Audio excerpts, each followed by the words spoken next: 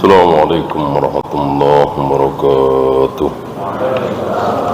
Innal hamdalillah nahmaduhu wa nasta'inuhu wa nastaghfiruh wa na'udzu billahi min shururi anfusina wa min sayyiati a'malina.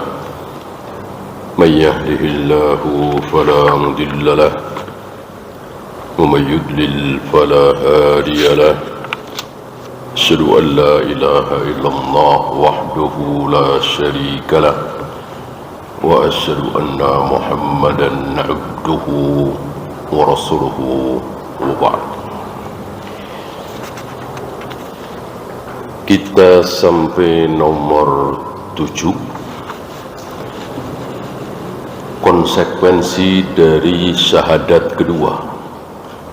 Artinya, kalau kita ingin syahadat kita sah, syahadat yang kedua, kita wajib memenuhi beberapa syarat. Beliau menghitung di sini 8. Ya. Kalau kita tidak memenuhi 8 hal itu, bisa-bisa syahadat kita yang kedua tidak sah. Syahadat tidak sah, solatnya. Syahadat tidak sah, berarti solatnya tidak sah juga. Puasanya, ya jelas tidak sah. Zakatnya, hajinya, jihadnya, semuanya tidak sah. Orang syahadatnya aja tidak sah. Syarat diterimanya amal kan harus beriman. Kalau tidak beriman, ya tidak akan diterima seluruh amal kita, sama dengan orang kafir. Ya. Maka rugi sekali tentunya kalau syahadat kita batal. Ya. Nah, biar tidak batal, yang pertama sudah ya, apapun yang beliau ucapkan wajib kita percaya, seaneh apapun. Yang kedua, sudah melaksanakan seluruh perintah beliau. Yang ketiga, juga sudah menjauhi seluruh larangan beliau. Yang keempat, jangan mendahulukan ucapan siapapun di atas ucapan beliau. Nih, ada hadisnya? Enggak. Saya mau pakai Imam Syafi'i. Ini sabda Nabi? Enggak, saya sudah punya guru sendiri. Nih, sahih nih dari Nabi? Enggak, saya punya madhab sendiri. Ini bisa batal syahadat kita yang kedua, wa asyhadu anna Muhammadar Rasulullah. Yang keenam juga sudah, jangan pernah berbuat bid'ah. Jangan pernah mengada-ada dalam urusan agama ini. Walaupun bagus sekali, baik sekali. Saya kira bid'ah itu enggak ada yang jelek tuh. Apa salahnya? Kumpul-kumpul di rumah orang yang kematian 3 harinya, 7 harinya, kan baca Al-Quran, baca tasbih, tahmid. Ada sedekah makan juga. Apa salahnya? Enggak jelek kan? Salahnya satu, apa? Salahnya satu, apa? Iya, tidak ada contoh dari Nabi sallallahu alaihi wasallam. Sementara itu ibadah mahdhah. Mana mungkin kita berani melakukan ibadah yang ibadah itu tidak pernah dilakukan Nabi dan para sahabat.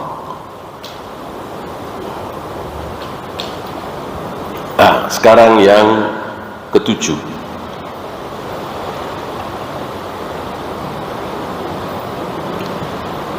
an ta'taqida bi anna an-nabiyya sallallahu alaihi wasallam laisa lahu syai'un min ar-rububiyyah. Meyakini seyakin-yakinnya bahwa Nabi sallallahu alaihi wasallam tidak memiliki sifat rububiyah sedikit pun. Tidak ada sifat Tuhan pada diri beliau secuil pun. Apa? Mendatangkan manfaat, menolak mudarat. Itu kan yang mampu cuma Allah. Mampukah beliau? Tidak bisa. Jangankan untuk kita, umatnya, keluarganya, untuk diri pribadi beliau tidak sanggup. Kalau beliau sanggup menolak mudarat, maka satu, beliau tidak akan pernah kalah perang. Perang Uhud putaran kedua kalah, perang Hunain kalah, perang Ahzab atau Khandaq ya dibilangnya kalah karena memang tidak melawan kan, tidak keluar dari Madinah kan. Terjungkal dua, terjungkal dari untanya ngamuk waktu itu bersama Sofiyah istri beliau. Sampai beberapa kali sholat beliau mengimami sambil berdiri, gak bisa menolak beliau. Berdarah, keluar darah dari kepala beliau dan membasahi wajah beliau. Beliau tidak mampu menolak mudarat itu. Bahkan tidak selamat dari kebohongan istrinya. Dibohongi sama istrinya, dua orang istrinya membohongi beliau. Beliau tidak tahu ya. Kalau beliau memiliki sifat ketuhanan sedikit saja, insya Allah beliau tahu ya. Istrinya sendiri yang membohongi beliau. Peristiwa madu, ingat insya Allah ya.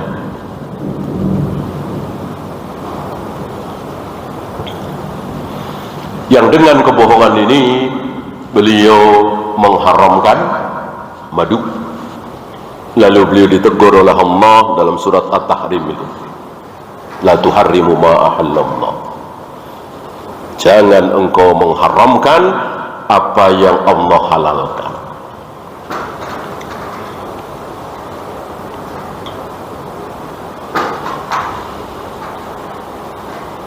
Ay annahu la yud'a, maka tidak boleh beliau dimintai doa. Ya Rasulullah turunkanlah hujan, ya Rasulullah sembuhkan penyakitku, ya Rasulullah sembuhkan anakku, dan seterusnya. Haram, syirik. Wala yustaghathu bihi, tidak boleh diistighosai, minta tolong. Illa fi hayatihi fima yaqdiru alaih, kecuali ketika beliau masih hidup. Ya Rasul, adakah makanan? Saya lapar. Ya Rasul, adakah pakaian? Saya tidak punya pakaian. Ya tentu boleh, sama dengan sesama kita kan. Ketika beliau wafat tentu tidak boleh.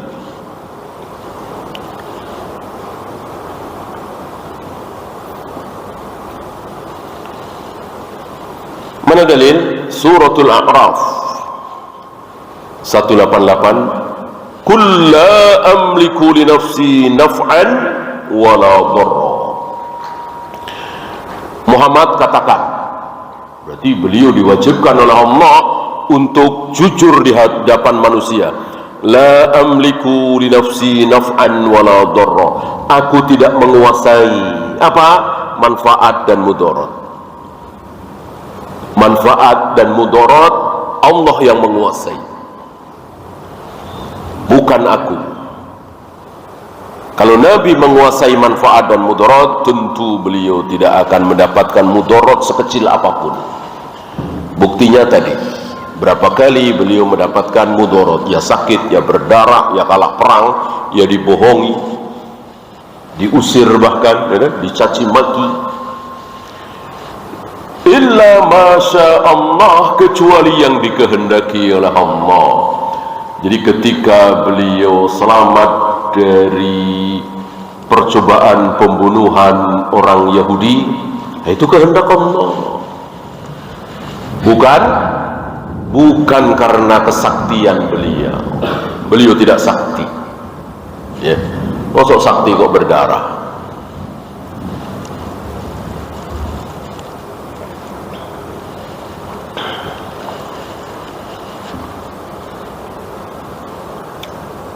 Ada beberapa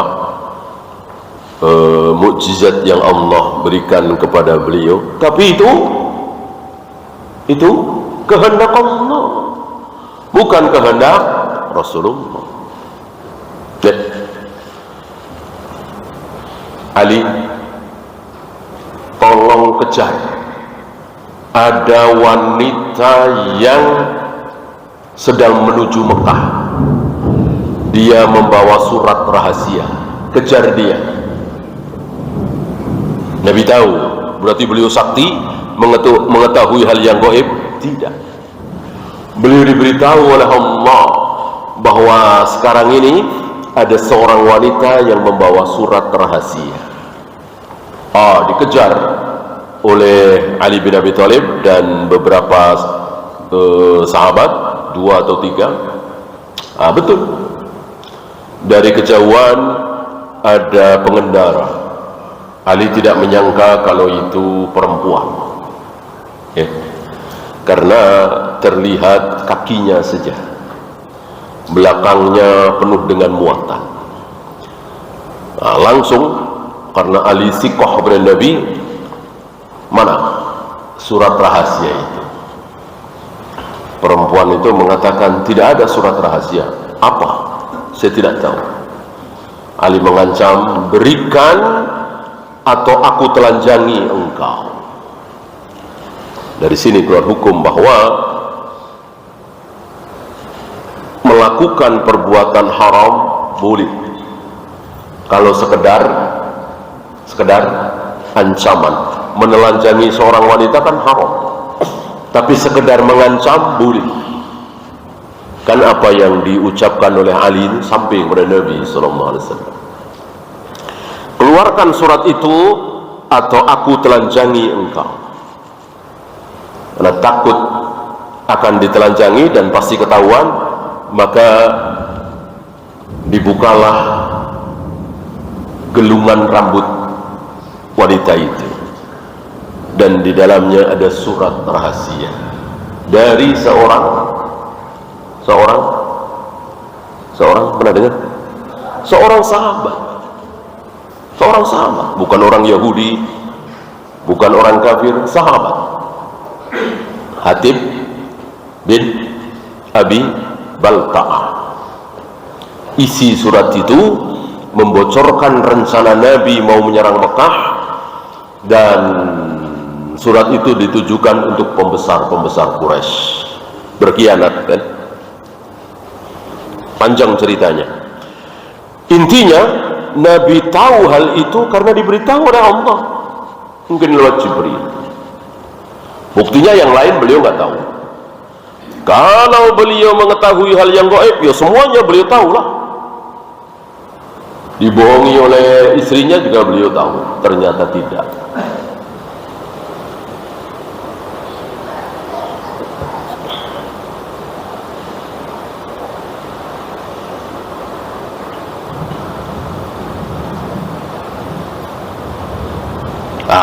Dari sini nampaklah kebodohan orang-orang sesat yang minta-minta kepada Nabi SAW, berdoa kepada Nabi SAW. Orang beliau saja tidak bisa menolak mudarat, mendatangkan manfaat, kok dimintai? Kan bodoh sekali. Dan begitulah orang-orang musyrik itu, semuanya bodoh, sebodoh-bodohnya. Ya, orang cuman tulisan Arab muter-muter, ya, dipercaya betul, cuman keris, ya kan, merasa pede membawanya. Kalau kita merasa pede aman karena bawa pistol, syirik gak? Insya Allah tidak, karena pistol kan ada pelurunya. Kalau kita diserang penjahat, bisa kita todong supaya penjahat lari, atau kita tembakkan, terpaksa kita lumpuhkan dia. Maka kita merasa aman, pede. Tidak syirik. Tidak syirik. Yang syirik sesuatu yang bukan asbab. Keris, jimat, raja, wafat, kan gak ada hubungannya. Ya.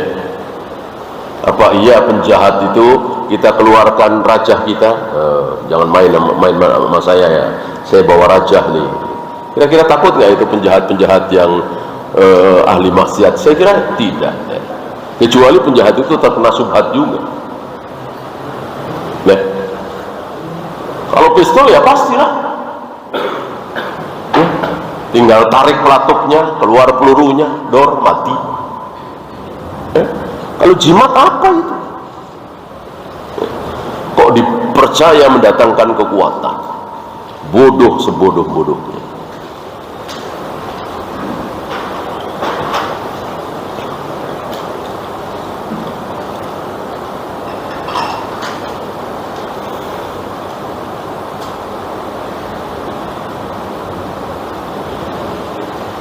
Lau aradallahu bihi ma yuridu mastata'a ahadun minan nas ayyamna'a iradatallahi fi. Seandainya Allah menghendaki sesuatu kepada beliau, maka tidak ada satupun yang bisa menahan. Beliau dan kita semua sama. Kalau Allah mau selamatkan kita, selamat insya Allah. Walaupun kita bukan Nabi, walaupun kita bukan Rasul, tapi Allah mau selamatkan kita, selamat. Walaupun Nabi, walaupun Rasul, Allah nggak selamatkan, ya nggak selamat. Siapa contoh? Siapa contoh? Nabi Yahya, Nabi Zakaria, nggak selamat. Karena Allah nggak selamatkan. Ya, akhirnya mati, terbunuh. Dibunuh oleh kaumnya sendiri. Nabi Yahya, Nabi Zakaria contoh saja, yang lainnya banyak, ratusan, mungkin ribuan nabi-nabi yang dibunuh oleh umatnya sendiri. Ya, Al-Quran menjadi saksi. Orang-orang Yahudi banyak membunuh para nabi, para rasul. Apa kita mau katakan gimana nih? Ya. Apa kemudian kita bilang para nabi, para rasul ilmunya masih cetek, nggak sakti, kalah sama siapa itu? Sunan Kalijogo, ya, Sunan Bonang, siapa lagi itu? Sakti merubah kolang-kaling jadi emas, ya, pasir jadi beras. Cerita entah berantah. Al-Quran dan Sunnah dilupakan. Ya, Al-Quran dan Sunnah dilupakan. Cerita entah berantah dipercaya. Nggak ada sanad. Ya, bodoh ini.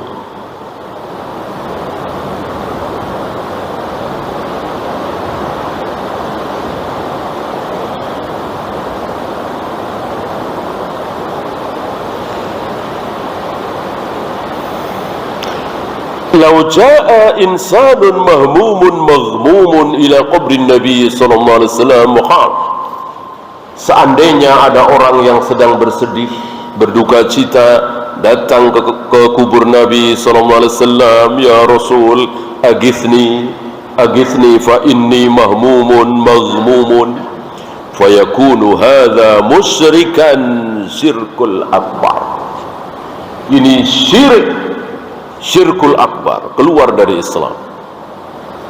Ya. Jangankan berdoa, ya, jangankan berdoa memohon, ya Rasul turunkanlah hujan, ya Rasul sembuhkan. Jangankan berdoa, ya, memanggil-manggil saja, menyebut saja, Ibnu Mas'ud nggak mau. Ketika Nabi sudah wafat. Tentu antum masih ingat bagaimana Ibnu Mas'ud mengganti lafaz at-tahiyyat yang berbunyi assalamu alayka ayyuhan nabiyyu wa rahmatullahi wa barakatuh. Salam bagimu wahai Nabi. Setelah Nabi wafat, lafaz ini diganti oleh Ibnu Mas'ud assalamu ala nabi wa rahmatullahi wa barakatuh. Salam bagi Nabi, bukan salam bagimu wahai Nabi. Kenapa? Nabi sudah wafat. Ibnu Mas'ud tidak mau berdialog dengan Nabi. Nabi sudah wafat. apalagi meminta, memohon, merengek, dialog saja nggak mau. Lihat kaum muslimin hari ini, begitu lancarnya mengucapkan ya Rasulullah, ya Nabi Allah, seolah-olah kita bisa berdialog dengan beliau, bisa ngobrol dengan beliau. Ibnu Mas'ud tidak mau. Dan apa yang diucapkan oleh Ibnu Mas'ud ini, dilakukan oleh Ibnu Mas'ud ini, mengganti lafaz at-tahiyat tadi, tidak ada satupun sahabat yang protes, yang menentang. Ya, taulah kita dari sini bisa disimpulkan bahwa ini sudah ijma'. Istilahnya ijma' sukuti, ijma' dengan cara diam. Antum tahu para sahabat itu kalau tidak setuju pasti, kalau tidak sependapat, tidak setuju pasti protes, pasti ngomong, nggak mungkin diam. Karena para sahabat adalah manusia-manusia yang sangat cemburu terhadap kebenaran. Kalau ada sebuah kebenaran dimain-mainkan, kalau ada sebuah kesalahan, para sahabat tidak mungkin diam. Ya. Bahkan Ibnu Abbas sampai mengatakan, dusta itu musuh Allah, itu dusta dia. Ketika ada seseorang mengatakan bahwa Khadir yang bertemu dengan Nabi Musa itu bukan Nabi Musanya Bani Israel, Nabi Musa yang lain, yang ada di surat Al-Kahfi itu. Marah Ibnu Abbas dengan mengatakan kadzaba adumullah, dusta itu musuh Allah itu. Keras kalau salah, kalau diam berarti tidak salah, berarti setuju. Ya. Ketika Utsman bin Affan mengadakan azan Jumat 2 kali, ada yang protes nggak? Ada yang terlihat mencolok Ibnu Umar, ada. Berarti tidak ijma. Azan Jumat 2 kali bukan ijma sahabat. Orang ada yang protes. Ijma itu nggak ada yang protes. Seperti ini nggak ada yang protes. Ya.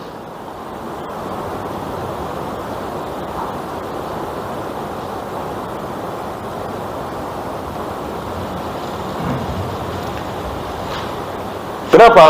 Karena Nabi sudah wafat, tentu beliau tidak mampu berbuat apapun.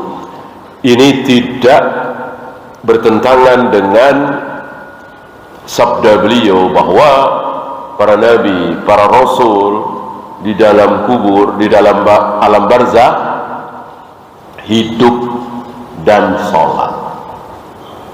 Ya. Tapi bukan berarti hidup seperti di dunia ini. Ketika hidup seperti di dunia ini bisa dengar dari yang lain, bisa dimintain tolong, tidak. Hanya dihidupkan untuk bisa terus beribadah kepada Allah. Ya. Maka beliau katakan, wa hadza la yunafi ay yakuna hayyan fi qabrihi. Ini tidak bertentangan dengan riwayat yang menyatakan bahwa para nabi, para rasul di kuburnya itu hidup. Hayatan barzakhiyatan, hidup secara barzakh, bukan hidup seperti di muka bumi, makan, minum, tidur dan seterusnya. Ya, kita lanjutkan yang ke-8, yang terakhir ya.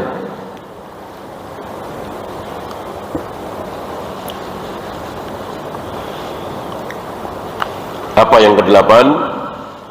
Konsekuensi dari asyhadu anna Muhammad Rasulullah, ihtiramu aqwalihi, menghormati, memuliakan ucapan-ucapan beliau. Bimakna ay yahtarima aqwalan Nabi sallallahu alaihi wasallam fala tada ahadithahu fi amakin ghaira la'iqatin.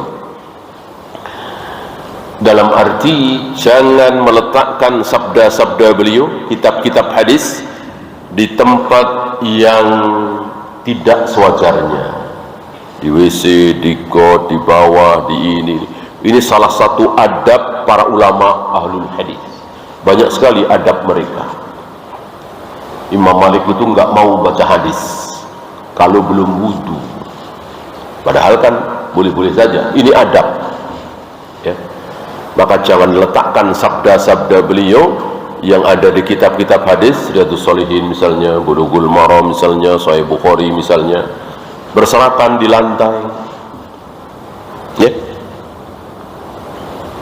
Lianna hadza naw'un minal imtihan.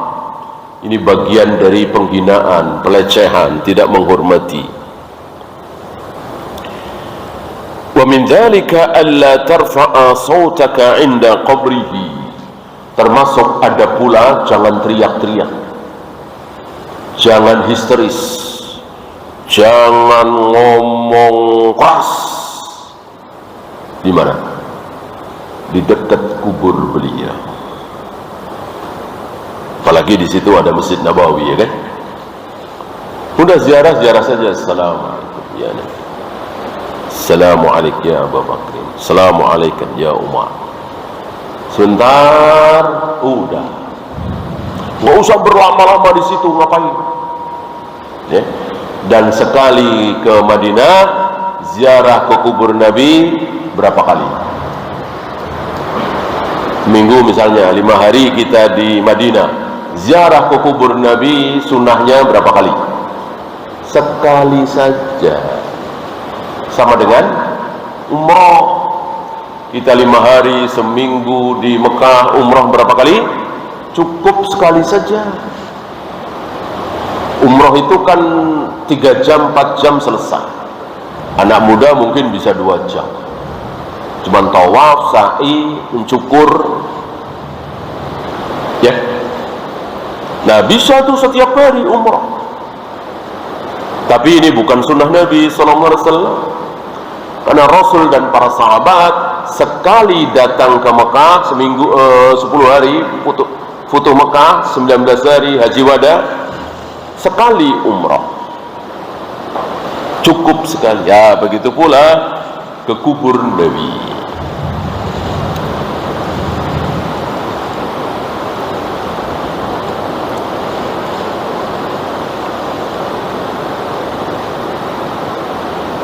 Waqad sami'a Amirul Mukminin. Ini ada asar, ya. Umar tentu lebih faham dari kita semua. Ini Umar. Qad sami'a Amirul Mukminin Umar bin Al-Khattab. Umar bin Al-Khattab, Amirul Mukminin, mendengar rajulaini qadima min Taif. Ada 2 orang yang datang dari Taif. Faja'ala yarfa'ani aswatahuma fi masjidin Nabi sallallahu alaihi wasallam. Bersuara keras, ngomongnya keras di Masjid Nabawi dekat kubur Nabi. Apa kata Umar? Ini dohirnya Nabi sudah wafat, ya. Abu Bakar sudah wafat. Umar yang memimpin kaum muslimin. Laula annakuma min ahli Taif, seandainya aku tidak tahu, seandainya engkau berdua bukan dari Taif, seandainya kalian berdua bukan orang Taif, la auja'tukuma dorban, aku pukul kalian berdua.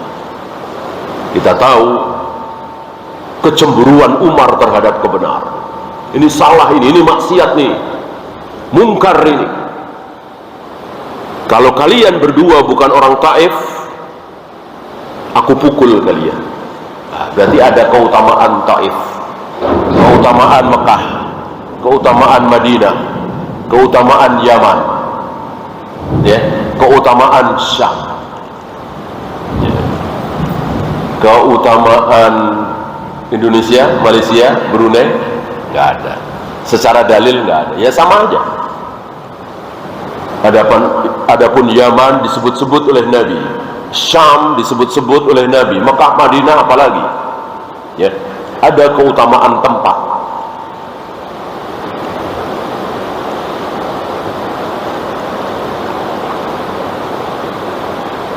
anna Allah Ta'ala yaqula, Umar bawa dalil sekelas Umar yang insya Allah seluruh kaum muslimin sikoh kepada beliau, tetap bawa dalil ya.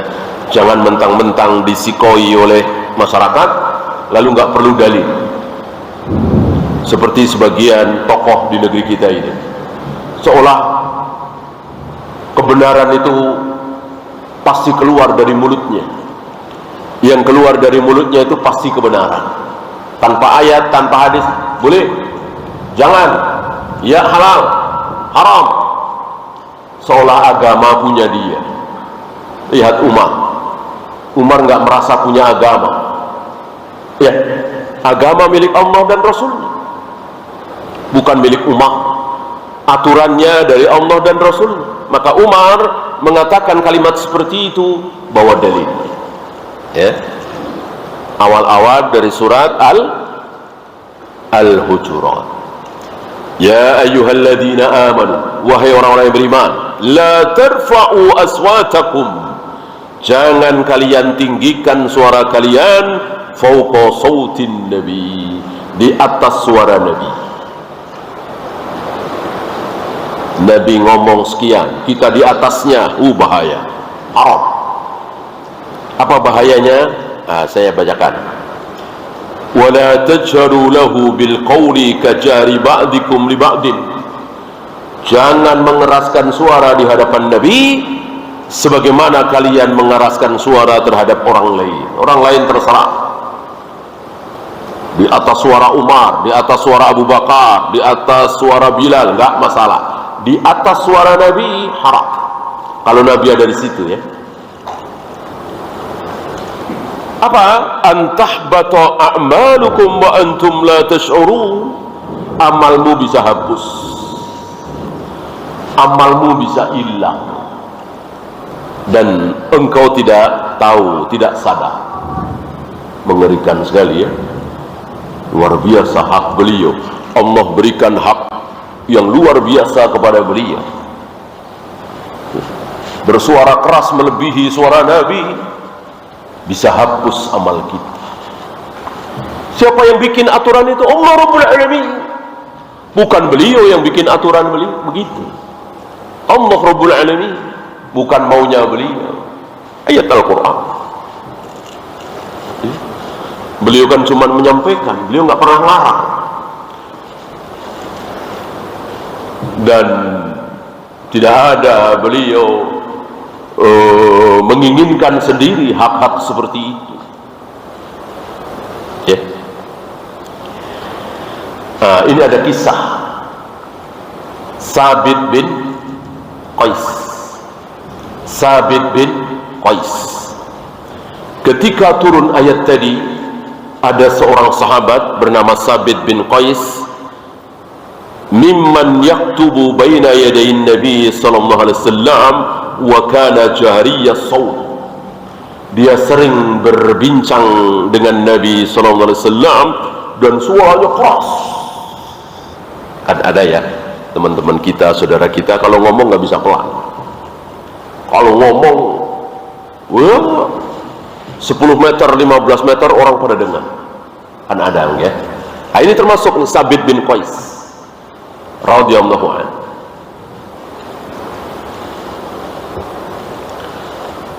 Ketika turun ayat ini, gemetar dia, takut dia.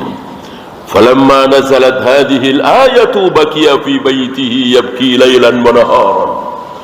Dia tinggal di rumah, nggak mau keluar dan nangis terus siang dan malam.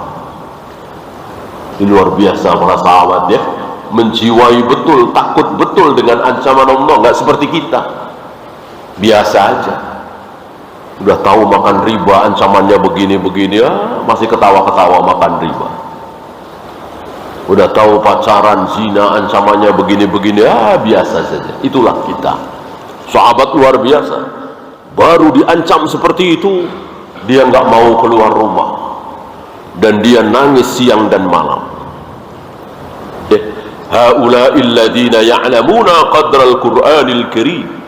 Itulah manusia-manusia yang tahu bagaimana kadar Al-Quran Al-Karim. Inilah para sahabat zaman wahyu. Faqidahu Nabi sallallahu alaihi wasallam. Nabi merasa kehilangan. Ingat, kebiasaan Nabi itu, Nabi bukan pemimpin yang maunya cuma diperhatikan makannya, kesukaannya apa, minumnya mau yang bagaimana. Tidak. Justru Nabi sering memperhatikan orang-orang. Jarang pemimpin begitu ya. Justru Nabi memperhatikan. Min adatin Nabi sallallahu alaihi wasallam ayyaftakid ashabahu. Sering beliau kehilangan sahabatnya.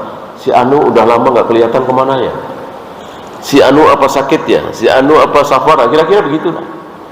Merasa kehilangan, nggak cuek. Ya. Fa sa'ala anhu faqalu, maka Nabi merasa kehilangan siapa tadi? Sabit bin Qais. Ya. Kemana Sabit bin Qais? Berhari-hari ini, beberapa hari nggak kelihatan. Dan antum tahu Nabi selesai salam, mengimami salam, menghadap kemana? Menghadap ke jamaah. Kan beliau tahu, lihat si Anu ada, si Anu nggak, si Anu ada, si Anu nggak ada. Beberapa hari ini Sabit bin Qais nggak ada, nggak kelihatan.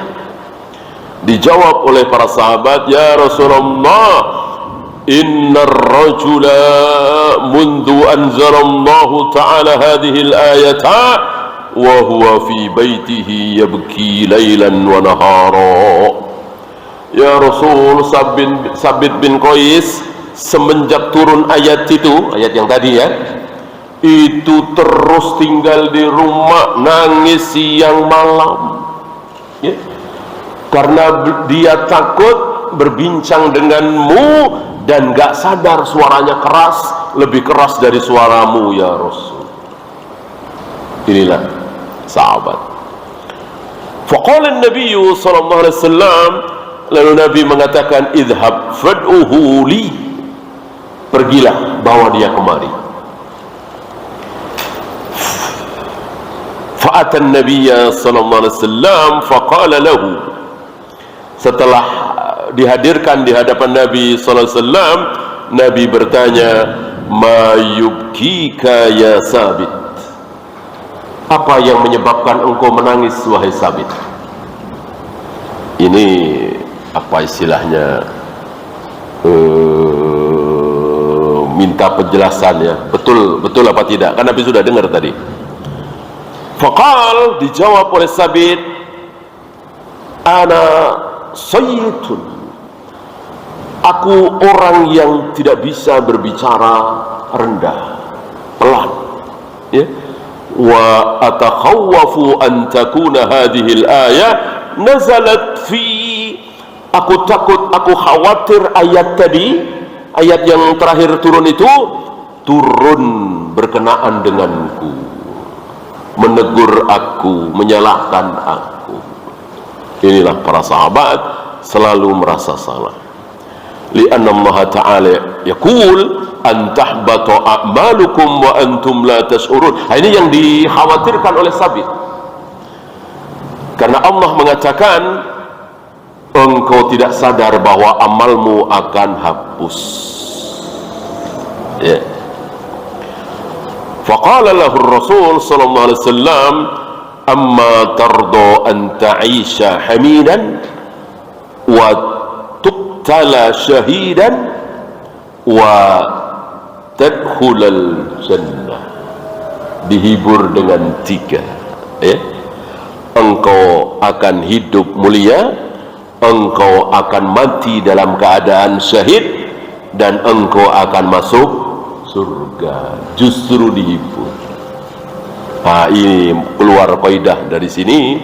Ketika seseorang khawatir, takut, tidak merasa aman dari makar Allah, dari takdir Allah, justru dia akan diamankan oleh Allah.